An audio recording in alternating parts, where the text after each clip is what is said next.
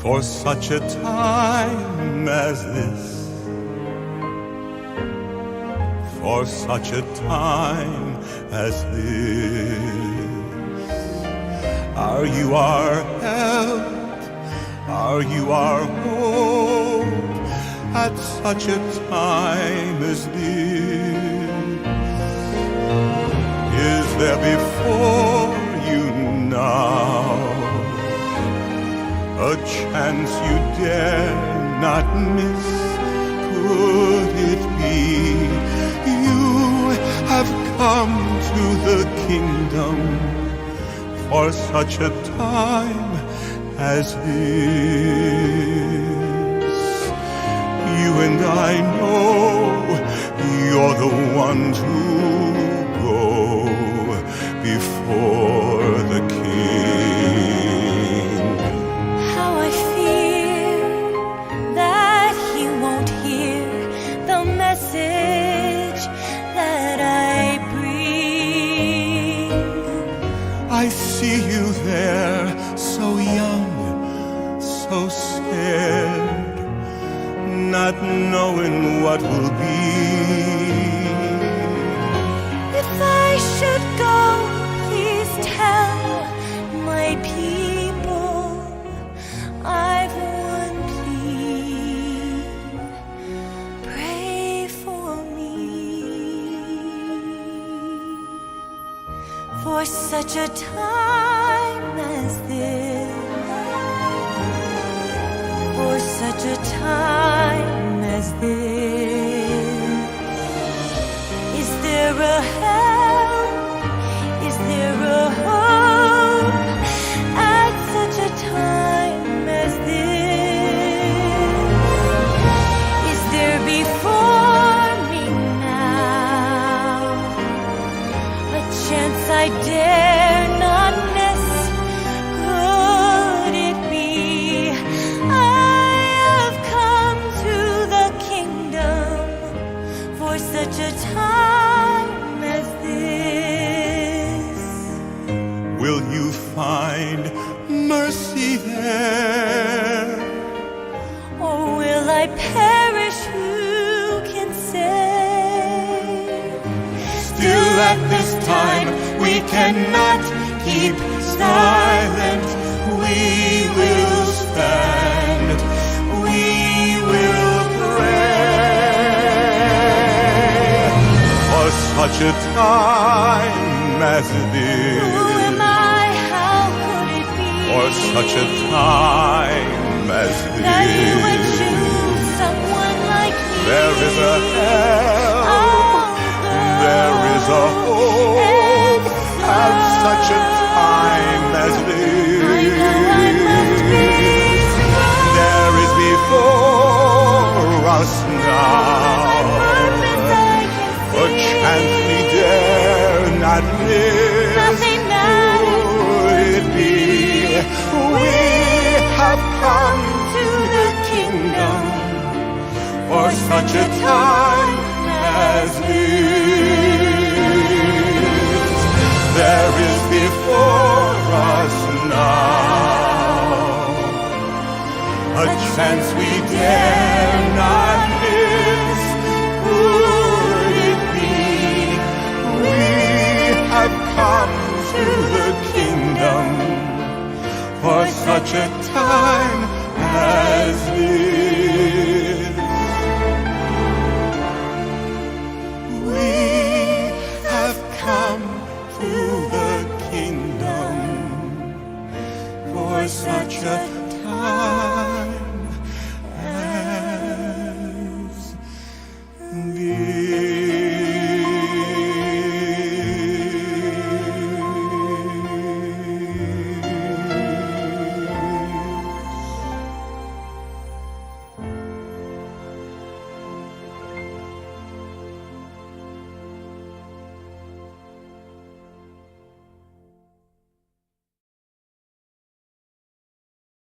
All right. Hey, good morning, everybody.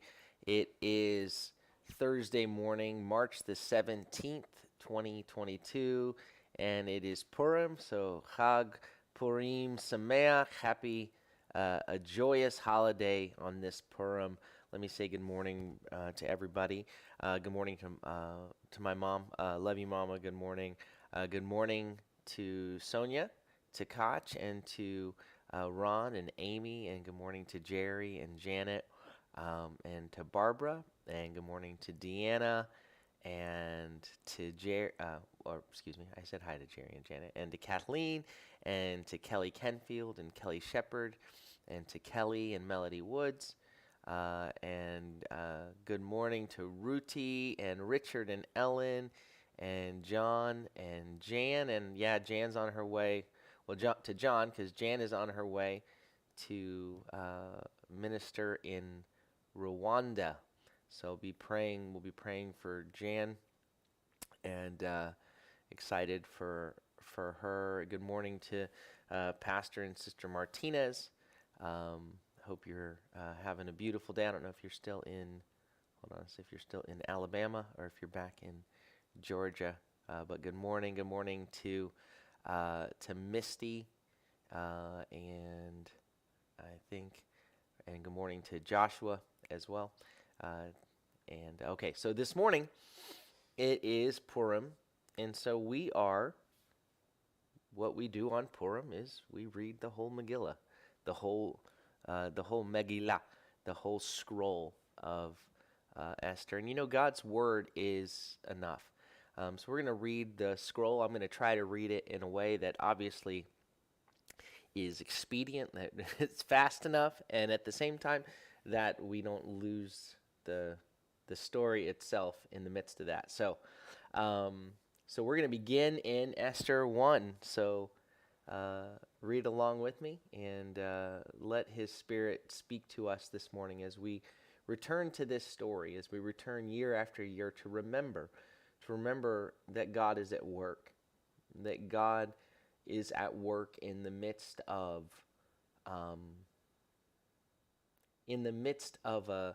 here in a strange land, for Hadassah and Mordecai, in the midst of a place where you feel surrounded, where all the normal things, the things you've been accustomed to, the things associated with the very presence of God are not nearby, and it seems as though everything is working against you, that God is still at work.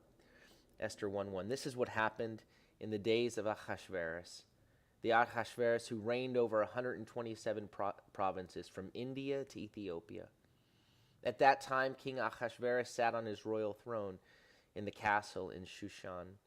In the 3rd year of his reign, he gave a banquet for all his princes and his servants, the military leaders of Persia and Media, plus the nobles and officials of the provinces were present. So this is happening in the 3rd year of his reign. This is somewhere in around 480 something BCE.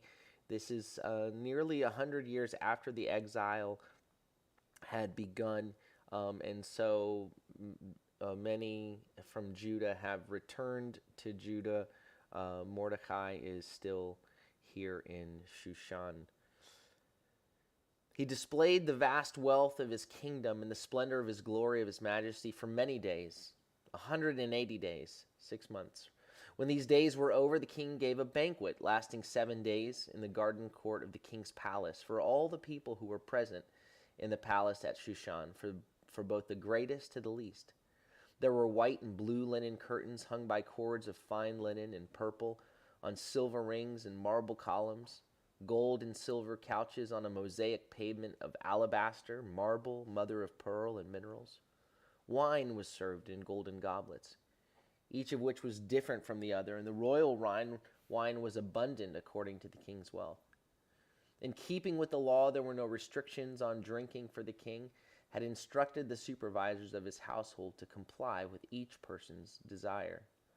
In addition, Queen Vashti held a banquet for the women in the royal palace of King Ahasuerus. On the 7th day, when the heart of the king was merry from the wine, he commanded Mehuman, Bizetha, Harbana, Bigtha, Abagtha, Zethar, and Carcass, the 7 eunuchs who attended Ahasuerus the king, to bring Queen Vashti before the king, wearing the royal crown.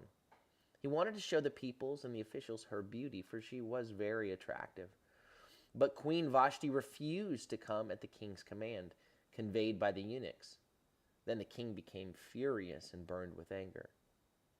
So the king consulted the wise men who discerned the times, for it was the king's practice to consult experts in matters of law and justice. Those closest to him were Karshina, Shethar, Admatha, Tarshish, Maris, Marsina, and Memucan, the 7 princes of Persia and Media who had access to the king's presence and were the highest in the kingdom. By law, what is to be done with Queen Vashti for failing to obey the command of King Ahasuerus conveyed by the eunuchs? Then Memucan answered in the presence of the king and the princes, Queen Vashti has wronged not only the king, but also all the princes and peoples who are in all the provinces of King Ahasuerus. The queen's conduct will go out to all the women, making their husbands contemptible in their eyes, by saying, King Ahasuerus commanded Queen Vashti to be brought in before him, but she would not come. This very day, the noble women of Persia and Media who have heard of the matter concerning the queen will respond similarly to all the king's princes, and there will be no end to the contempt and anger. She's setting a bad example for our wives, he's saying. You can't let this happen. Can't let this stand. You need to lay down the law.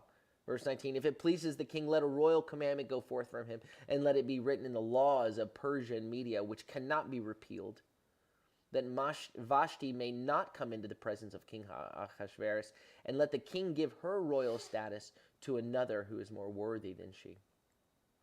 Then the king's edict, which he will enact, will be proclaimed throughout all his vast kingdom, and all the wives will give their husbands honor, from the greatest to the smallest. The matter pleased the king and the princes, so the king did according to the word of Memucan. He sent letters throughout all the royal provinces, to each province in his own script, and to each people in its own language, that every man should be in charge of his own household and speak the language of his own people. Chapter 2. After these things, when King Ahasuerus' anger subsided, he remembered Vashti, and what she had done and what had been decreed against her. Then the king's servants who attended him said, let a search be made on the king's behalf for beautiful young virgins. Let the king appoint officers in all the provinces of his kingdom to gather together all the beautiful young girls to the palace at Shushan, in the house of women, under the supervision of Hegai, the king's eunuch, who oversees the women. Let them be given beauty treatments. Then let the young woman who pleases the king become queen instead of Vashti. This advice pleased the king, and he acted accordingly.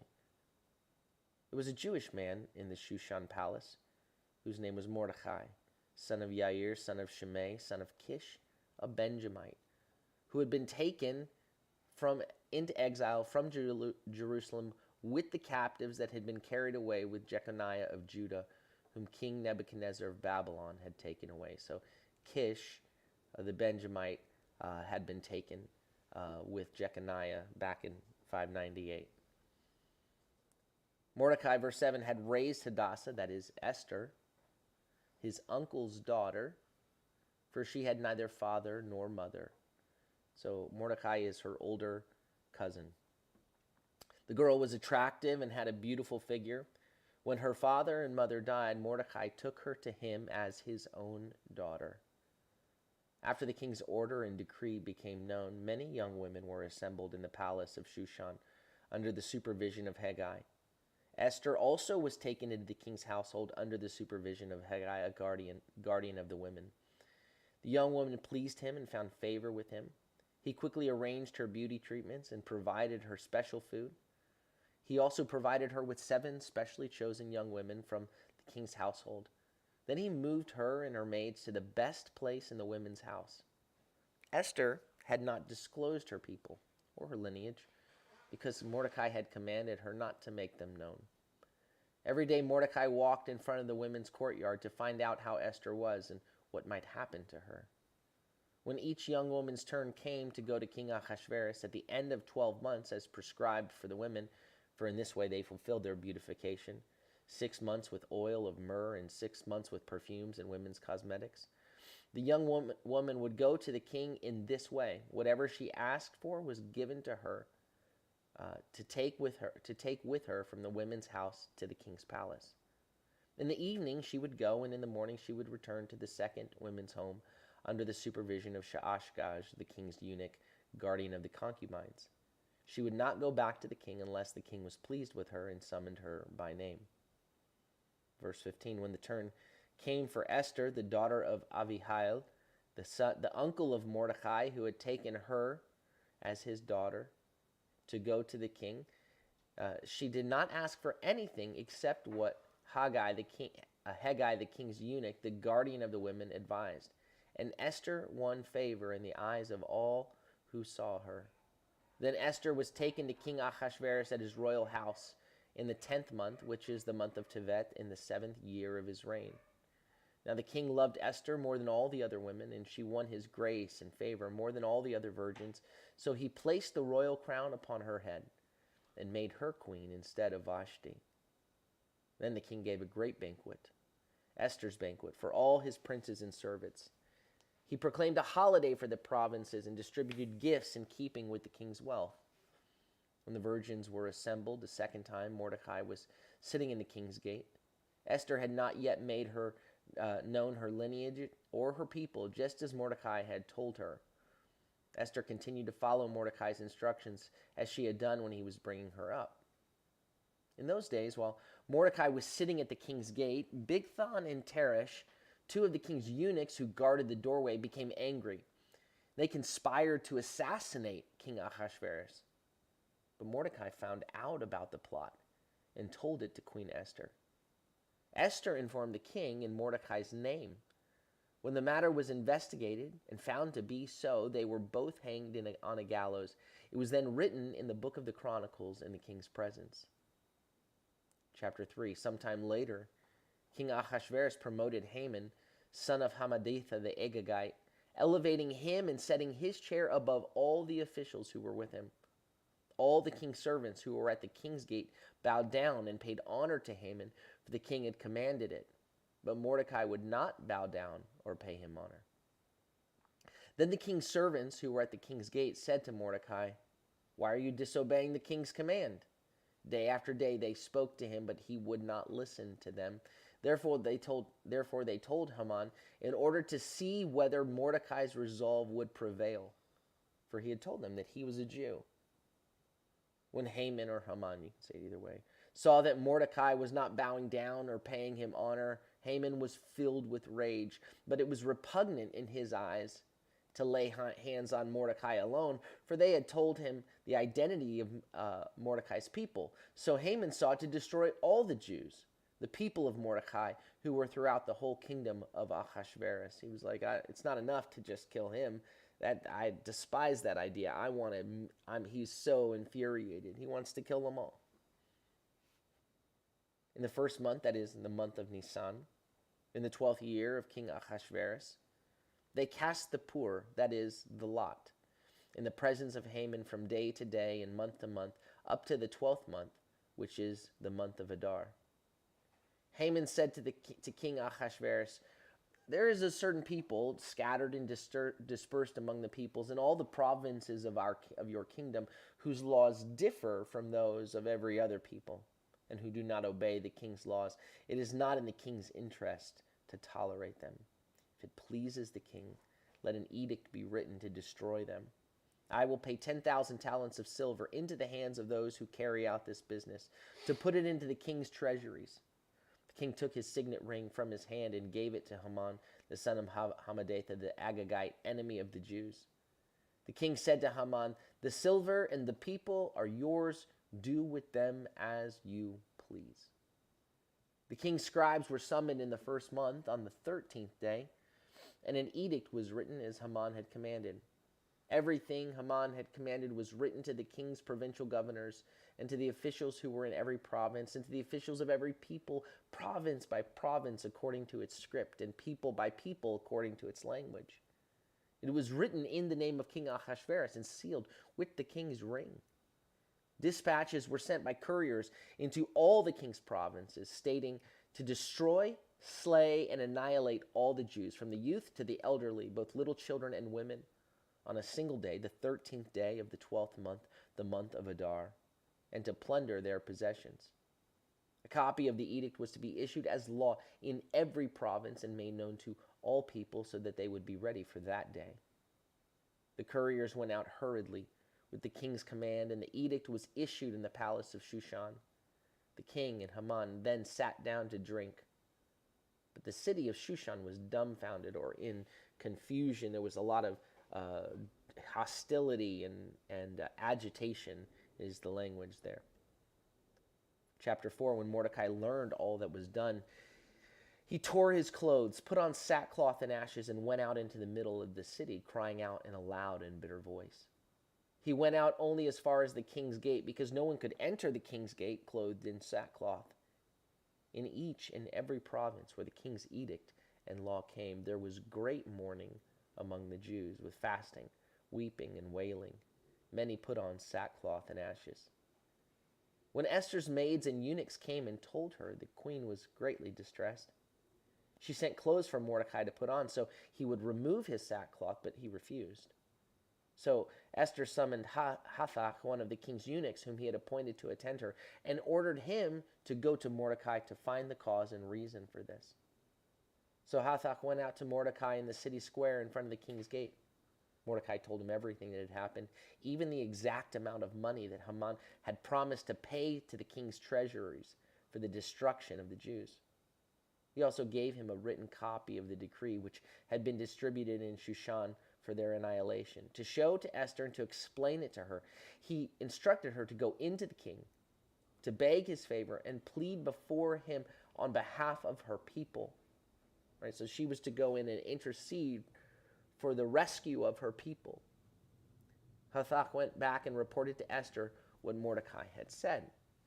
Then Esther spoke to Hathach and gave him instructions for Mordecai. All the king's servants and the people of the king's provinces fully understand that for anyone, man or woman, who approaches the king in the inner courtyard without being summoned, he has one law, that he be put to death, unless the king extends his golden scepter, permitting him to live.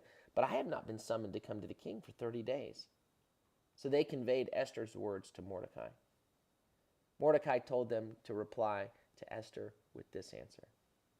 Do you think in your soul that you will escape in the king's household more than all the Jews? For if you remain silent at this time, relief and deliverance will arise for the Jews from another place. But you and your father's house will perish. Who knows whether you have attained royal status for such a time as this? Esther sent this reply to Mordecai. Go, gather together all the Jews who are in Shushan and fast for me. Do not eat or drink for 3 days, night or day. My maids and I will fast in the same way. Afterwards, I will go into the king, even though it's not according to the law. So if I perish, I perish. So Mordecai left and did all that Esther commanded him. Chapter 5, on the third day, Esther put on her royal apparel and stood in the inner court of the palace in front of the king's hall. The king was sitting on his royal throne in the hall, facing the entrance. When the king saw Queen Esther standing in the courtyard, she found favor in his eyes. So the king held out to Esther the golden scepter in his hand, and Esther approached and touched the top of the scepter. Then said the king to her, What is it, Queen Esther? Whatever you request, even as much as half the kingdom, it will be given to you. So Esther said, If it pleases the king, let the king and Haman come this day to the banquet that I have prepared for him. The king replied, I'll say Haman again. I go back and forth. Bring Haman quickly, so we may do what Esther said. Then the king and Haman came to the banquet that Esther prepared. As they were drinking wine, the king said to Esther, What is your request? It will be granted to you. Whatever you request, even as much as half the kingdom, it will be fulfilled. Esther answered and said, My petition and my request is this. If I have found favor in the king's eyes, and if it pleases the king to grant my petition and my request, then let the king and Haman come tomorrow to the banquet that I will prepare for them, and then I will do as the king requests. Haman went out that day happy and in good spirits. However, when Haman saw Mordecai at the king's gate, and he did not rise or tremble before him, Haman was filled with rage against Mordecai. Nevertheless, Haman restrained himself and went home. He sent for his friends and his wife Zeresh. Haman boasted to them all about his vast wealth, his many sons, and how the king had promoted him and exalted him above the other officials and servants of the king. Haman added, and that's not all. Queen Esther invited me, only me, to accompany the king to a banquet that she prepared. And she has also invited me along with the king tomorrow. Yet all this does not satisfy me as long as I see Mordecai the Jew sitting at the king's gate. Then Zeresh's wife and all his friends said to him, let them set up a gallows 50 cubits high. And in the morning ask the king to have Mordecai hanged on it. Then go happily with the king to the banquet. This idea delighted Haman, and he ordered the gallows to be built. Chapter 6, that night, sleep deserted the king. So he ordered the book of the Chronicles, the record of his reign, be brought in and be read before the king. It was found there that Mordecai had revealed that Bigthana and Teresh, two of the king's eunuchs who guarded the door, had conspired to kill King Ahasuerus. The king asked, what honor or recognition has been shown to Mordecai for this? The king's servants that attended him replied, nothing's been done for him. The king said, who's in the courtyard? Now, Haman had just come into the outer court of the king's palace to speak to the king about hanging Mordecai on the gallows that he had prepared for him. The king's servants answered, Haman is standing in the courtyard. The king said, let him come in. When Haman entered, the king asked him, what should be done for a man whom the king desires to honor? Now Haman thought to himself, who would the king desire to honor rather than me? So Haman replied, for the man whom the king desires to honor, let them bring a royal robe that the king has worn, and a horse on which the king has ridden, one with a royal crest placed on his head. Let the robe and the horse be placed into the hand of one of the king's most noble princes. Let them clothe the man whom the king desires to honor and parade him on horseback through the city streets, proclaiming, this is what is done for a man the king desires to honor. The king said to Haman, go quickly. Take the robe and the horse, just as you suggested, for Mordecai the Jew who sits at the king's gate. Do not neglect anything that you recommended. So Haman took the robe and the horse, robed Mordecai, and paraded him through the city streets, proclaiming, this is what is done for the man whom the king desires to honor. Afterward, Mordecai then returned to the king's gate, but Haman rushed to his home, grief-stricken, with his head covered. Haman recounted to his wife Zeresh and all his friends everything that had happened to him. His advisors and his wife Zeresh said to him, since Mordecai, before whom you have begun your downfall, is of Jewish descent, you won't be able to stand against him. In fact, you will certainly fall before him. While they were still talking with him, the king's eunuchs came and hurried Haman along to the banquet Esther had prepared. Chapter 7. So the king and Haman came to dine with Queen Esther. And as they were drinking wine on the second day, the king asked Esther again, whatever you request, even as much as half the kingdom, it will be given to you. So the queen answered, if I have found favor in the eyes of the king, and if it pleases the king, grant me my life. This is my petition. And spare the life of my people. This is my request. For we have been sold, I and my people, for destruction, for slaughter and annihilation. If we had simply been sold as male and female slaves, I would have remained silent, for such distress would not be worth disturbing the king. King Ahasuerus responded to Queen Esther, who is he? Where is the man that presumed to do this? Esther replied, the man, the adversary and foe, is this wicked Haman. Then Haman was terrified before the king and queen. Enraged, the king got up from the banquet of wine and withdrew to the palace garden. But Haman stayed behind to plead with Queen Esther for his life, for he realized that the king had determined a catastrophic end for him. When the king returned from the palace garden to the banquet hall, Haman was falling on the same couch where Esther was. The king exclaimed, will he also assault the queen while she is with me in the palace? As soon as these words came out of the king's mouth, they covered Haman's face. Harbana, one of the king eunuchs attending the king, said, look, a gallows 50 cubits high is standing next to Haman's house. Haman himself made it for Mordecai, who spoke good on behalf of the king. The king said, hang him on it. So they hanged Haman on the gallows that he had prepared for Mordecai. And the king's rage subsided. That same day, King Ahasuerus gave Queen Esther the estate of Haman, the enemy of the Jews. Then Mordecai came into the presence of the king, for Esther had revealed how he was related to her.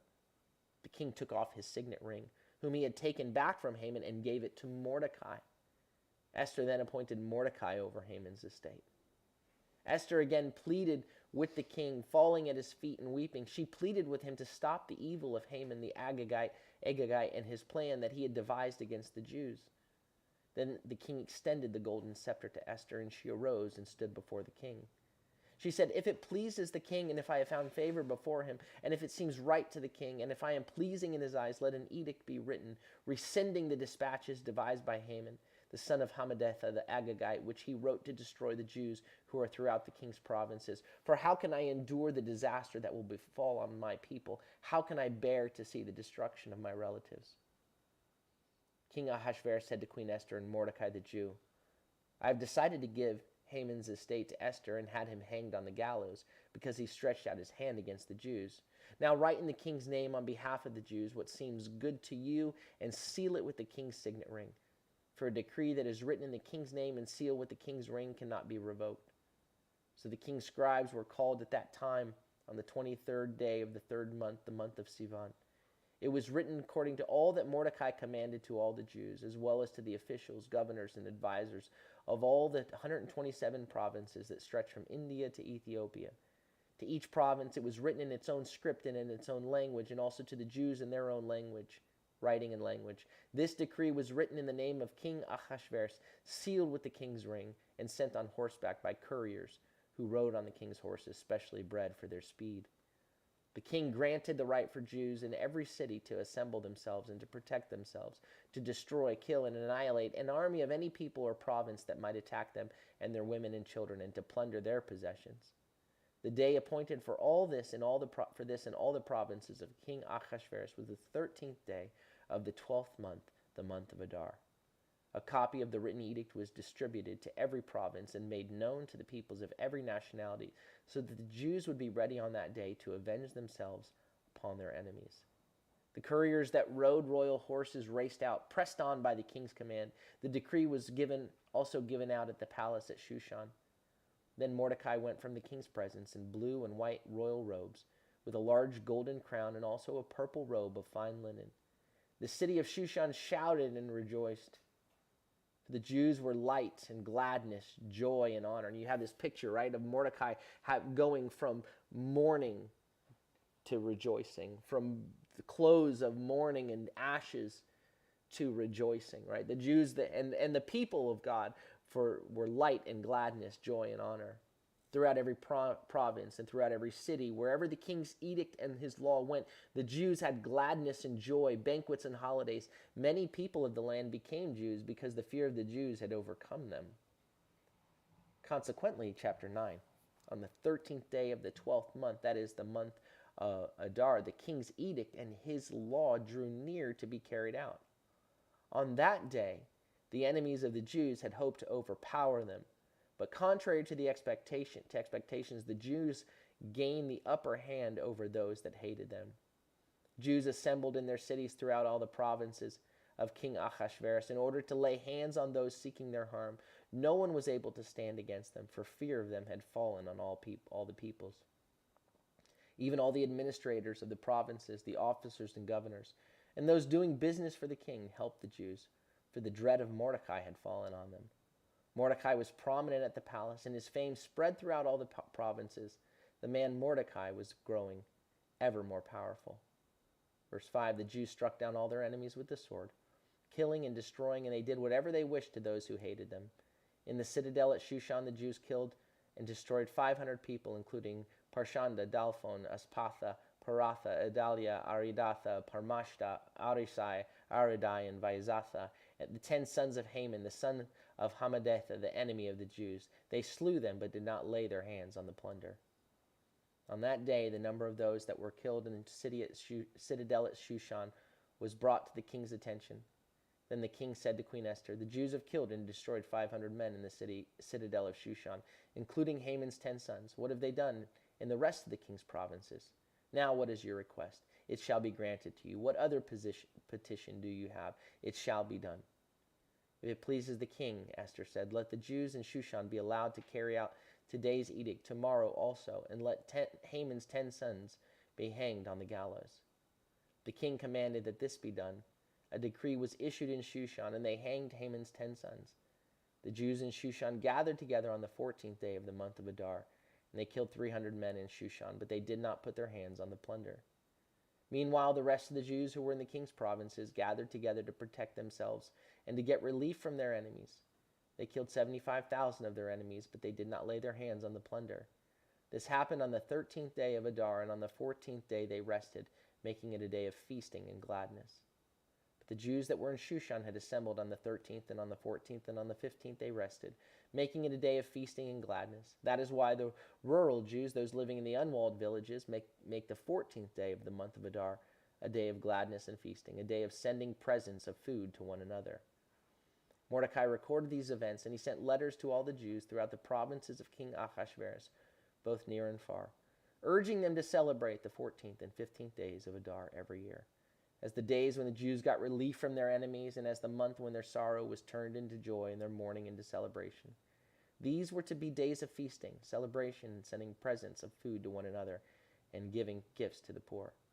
So the Jews agreed to continue the commemoration they had begun, and do what Mordecai had written to them. For Haman, son of Hammedatha the Agagite, the enemy of all the Jews, had schemed against the Jews to destroy them, and had cast the poor, that is, the lot, to ruin and destroy them.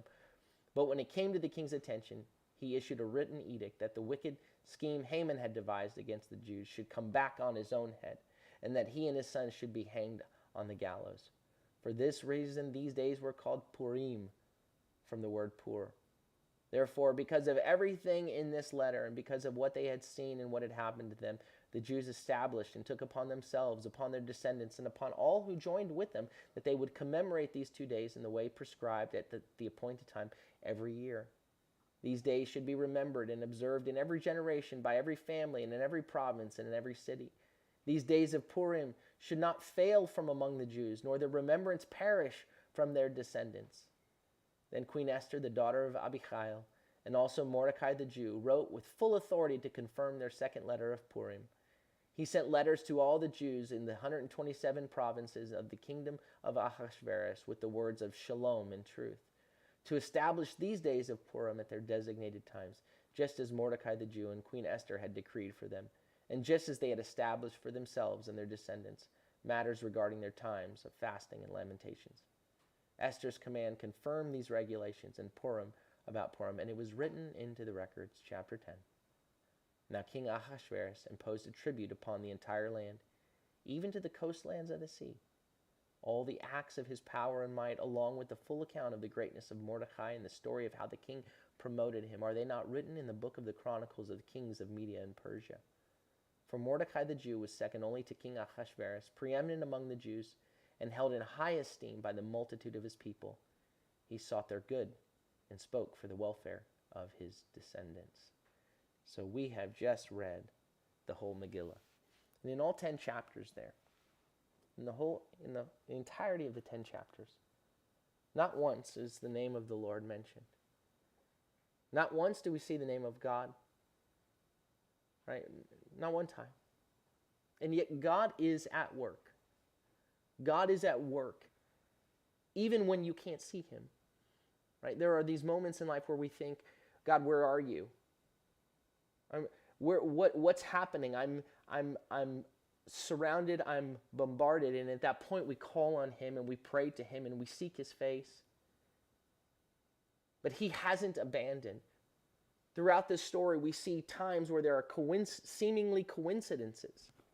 That at just a moment when Haman is going in, what's on his mind is he's going to go in and say, hey, we need to hang. I'd like to go ahead and hang Mordecai.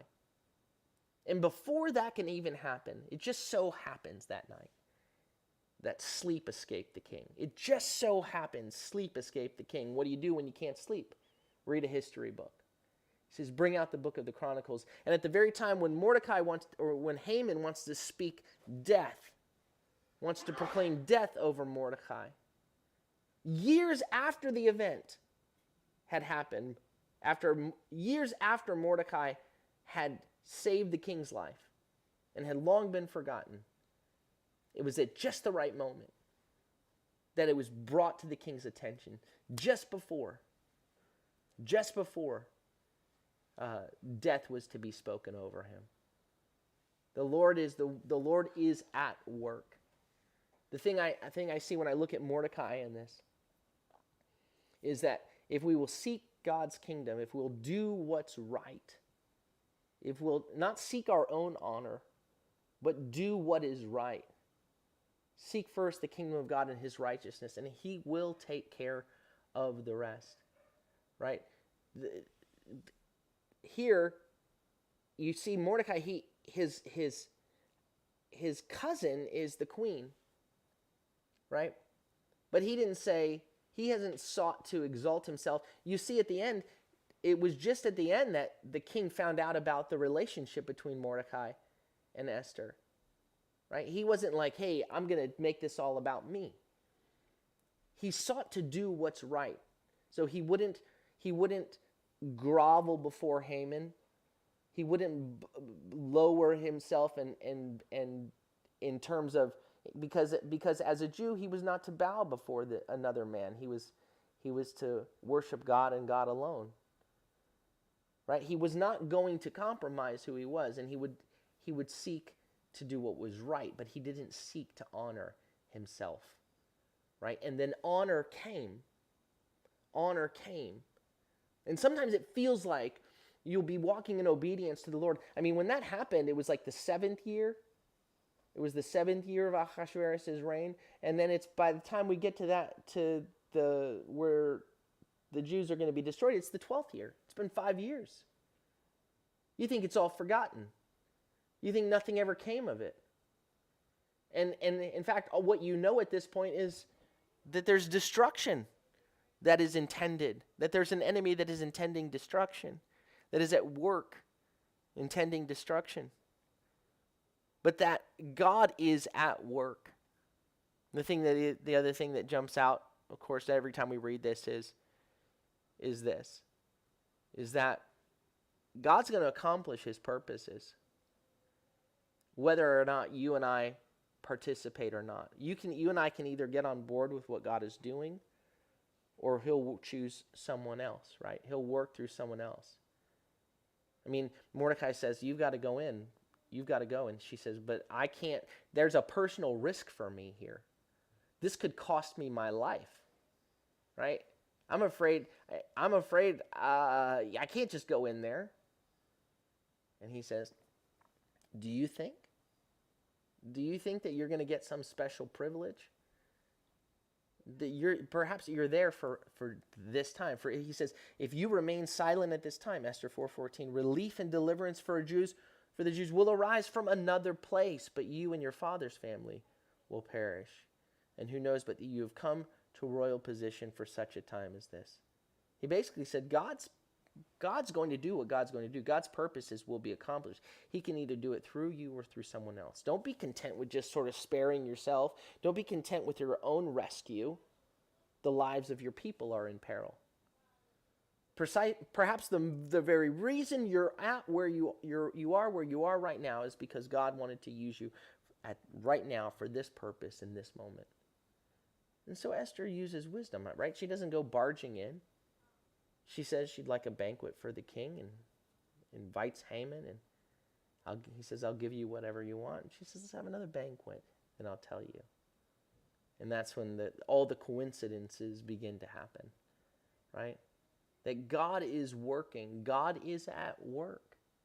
It's interesting to me, too, that while destruction was intended for the Jews, rescue, deliverance, salvation came. You saw at the end, I believe it was end of chapter 8, it said that others throughout the kingdom, when they saw this, others became Jews, which means they committed themselves to the God of Israel.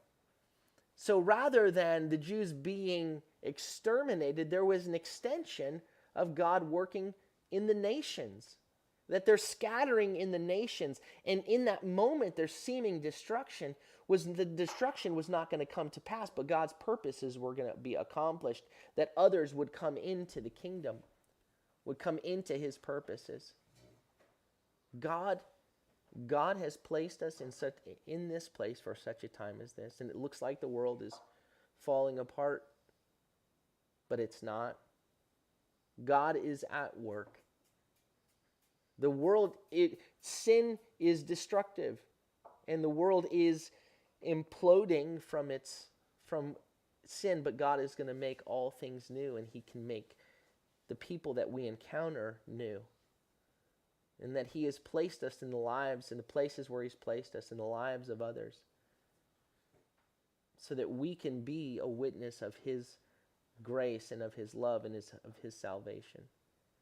He doesn't ever want us to forget. He wants us to remember year after year how we were delivered. In what seemed like coincidence, Purim, the throwing of dice, the casting of lot, just sort of happened, got lucky. That every year we say, Purim, we're lucky. We're lucky because we're blessed, because we're his. What seems like the throwing of a dice. God is at work. He's at work in our midst. He's got us for the whole Megillah. For the whole thing, all the days of our lives. Amen?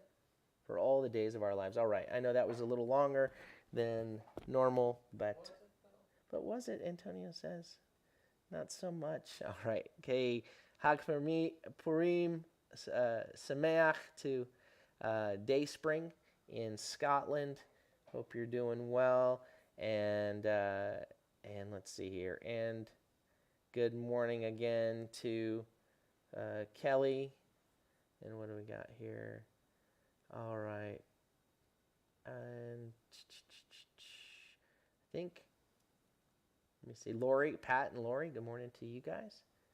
And continuing to pray for Rachel, and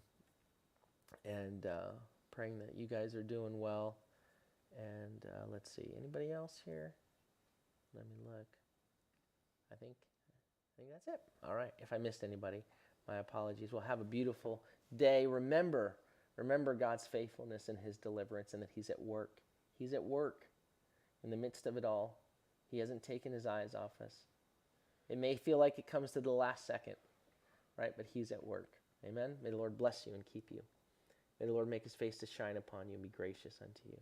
May the Lord lift up his countenance upon you and give you peace. Shalom, shalom. Chag Sameach. Have a beautiful day.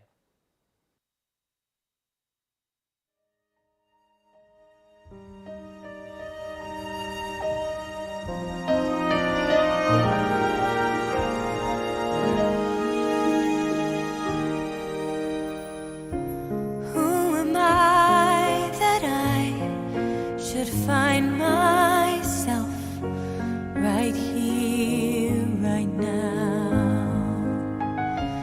Who am I to try to save these lives some way, somehow? Can it be that you chose me, a girl who no one knew?